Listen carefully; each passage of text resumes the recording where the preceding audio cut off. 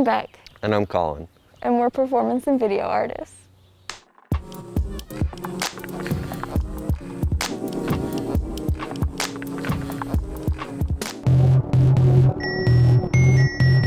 So our primary medium is textiles. We make everything from the costumes to the sets out of mostly fabric, and then we'll use a lot of structural materials associated with textile and like furniture, like foam and polyfiber fill, and then a couple other materials to provide structure.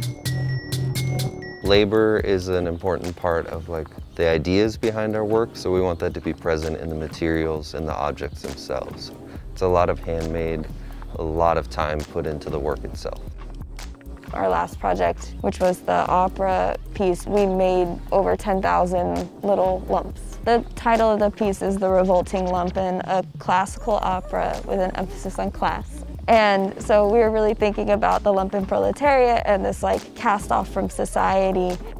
The entire set, all the way down to the benches that the audience were sitting on, were all made out of the lumps, which once you saw the performance start, you began to realize that that's what the characters are made of.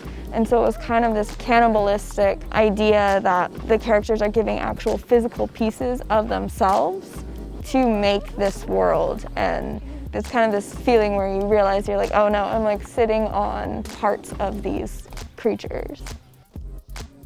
Using a lot of simple childhood things like musical chairs as a metaphor for, in that case it was kind of a metaphor for our economic system and kind of exploitation of the working class. So if you're going to get ahead, it's at the expense of someone else, which is kind of a false idea that we have in our system. There's enough for everyone.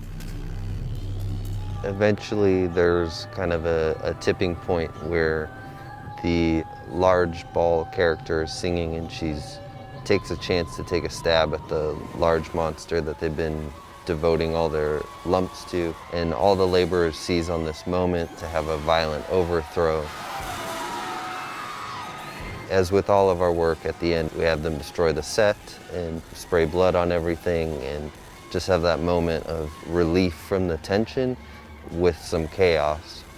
And then we always like to end it on a dime where the music just kind of stops and everyone walks away, because as we're seeing right now, we don't know what comes after these kind of moments of change.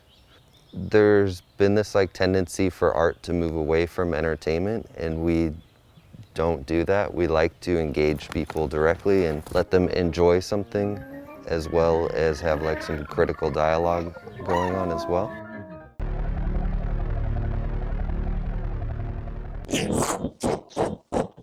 The monster started out as a video piece. We both grew up watching Western films and wanted to make our own Western, almost parodying that hyper-masculine genre.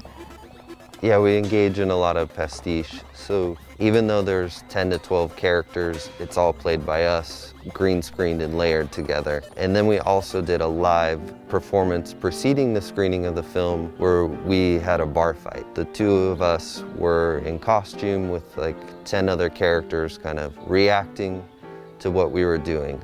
In that performance, it wasn't just a bar fight. We always try and make it really over the top. So we were kind of doing wrestling moves. Colin would lift me up over his head and pretend to throw me into audience, and really ramping up the physical part of the performance. We're really in that piece interested in violence, so we were engaging in that as we critiqued it. Vasquez Rocks is such a famous filming spot, so we wanted to incorporate that. And a lot of Westerns were shot out in Santa Clarita. Growing up here, you just know that. Watching old movies where it was oh, that's off the 14. We were interested in this is an otherworldly space, but it's also kind of an icon of purely American Western works at the same time. So that fit really well in our world of both monsters and this human setting. We met 15 years ago. We're from Santa Clarita. I went to undergrad for drawing and animation and didn't like that, and then got my MFA at Cal State LA.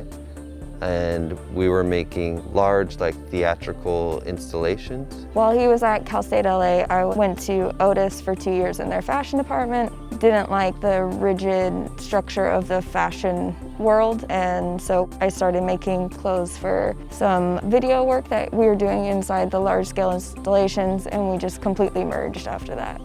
We work only in a collaborative, like we don't have our own practices and then we come together and make stuff. Like it's purely the two of us, always, and then we're always working with other artists in other fields and bringing them into the work and letting them do their thing. So what comes out of that is something different than either of us had imagined, and it becomes this like its own thing, this new thing. But just subverting the birth of like American art is the like white male hero Pollock working on his own struggling, which is really the like American myth that built the American art scene. We want to acknowledge that and make sure that our practice at its core always supports the critical ideas behind what we're doing. We also just always want to spend all of our time together, and this was a way to do it. We really like working with monsters because they're slippery, like they can kind of move in and out of what we're used to things meaning, even just like a villain or a hero role. As we've begun to develop the monsters from when we started to now, music has just become a bigger and bigger part of creating this entire world, taking you outside of our reality. Because we don't like to use a direct language in our work, that music really fits in well to kind of help with an emotional understanding.